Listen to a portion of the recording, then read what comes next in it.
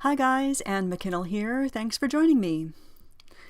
It always surprises me when I'm out photographing at sunset, and as soon as the sun dips below the horizon, any other photographers that are out there pack up their gear and go home. They're missing out on one of the best times to shoot, which is twilight, when the drama of sunset is over and the skies become calm and peaceful. The length of twilight varies dramatically depending on the time of year and your position on Earth. At the poles, twilight can last as long as 2 weeks.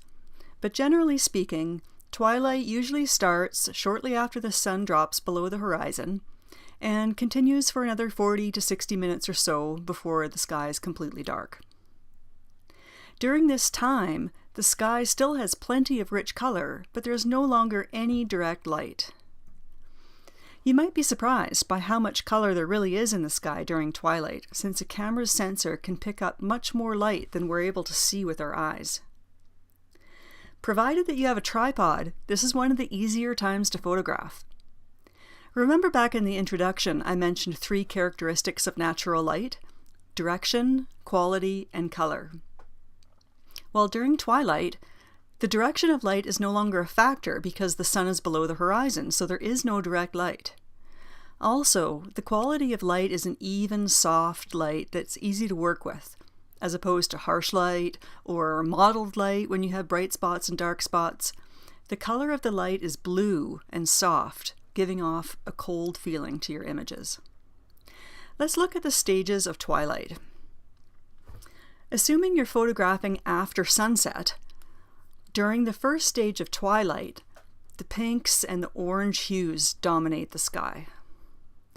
Compare this image to the next one, which is same location, just a little bit of a different composition, but same location.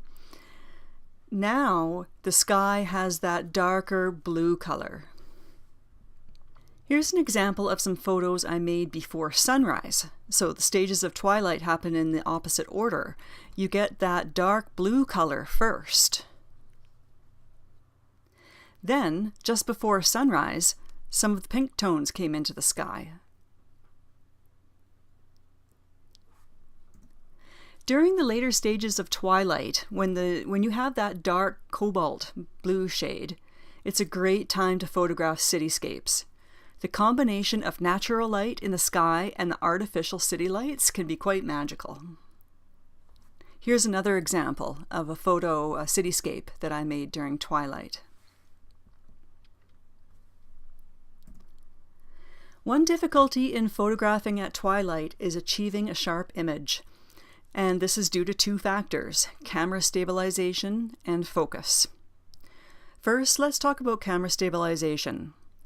To photograph during twilight, you're going to need to use a tripod. If you don't have a tripod, you can try using a beanbag or putting your camera on your backpack or some kind of a ledge or something to stabilize your camera. But doing any of those kinds of things is really going to limit your choice of composition. You really need to be using a tripod. Even for daytime photography, you're going to notice an immediate difference in the quality of your images when you use a tripod, so I highly suggest that you get one if you don't have one already. You should also use a cable release or the 2-second timer to avoid touching your camera, which causes camera shake. Simply touching your camera to release the shutter, even when it's on a tripod, will cause camera shake. This vibration isn't really noticeable when you're using a fast shutter speed, but on long exposures, it can ruin your final image. So just get a cable release or use your 2-second timer, and then you can avoid that problem altogether. Also, if you're using a DSLR, which has a mirror that flips up and down when the shutter is released, you'll want to use the mirror lockup feature on your camera. The mirror is what allows you to see the image through the viewfinder. When you click the shutter, the mirror pops up so it's out of the way, the shutter opens and closes, and then the mirror goes down again. When the mirror pops up before the shutter opens, even that little amount of movement can cause vibration.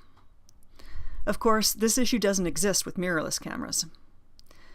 With a DSLR, I've had the best results using the mirror lockup feature combined with the 2-second timer. That way, when you click the shutter button, the mirror goes up right away, 2 seconds pass, allow all the vibration to stop, and then the shutter opens and closes. So if you're using a DSLR, give that a try, the mirror lockup combined with the 2-second timer. If you're using a mirrorless camera, just use your 2-second timer. This brings us to the problem of focus. Your camera's autofocus feature may not work very well in these low light conditions. Many cameras have an autofocus assist beam of infrared light when you hold the shutter halfway down, and that can help it focus in low light conditions, but it doesn't work that well when your subject is very far away. So, the best way I've found to handle this problem is to set up the shot before the sun goes down. I often like to scout out my location ahead of time anyway, when there's enough light that I can see where I'm stepping and where I'm going and set up my composition and then just wait for twilight. That way you can set the focus when you have enough light to do it. And then what you do is you turn off your autofocus to prevent your camera from trying to refocus when there isn't enough light for it to be successful. So I find my composition, set my focus, and then turn off autofocus, and then wait for twilight. Okay, it's time for your assignment. First, I'd like you to find a scene in nature where your main subject has a great shape and photograph it at twilight.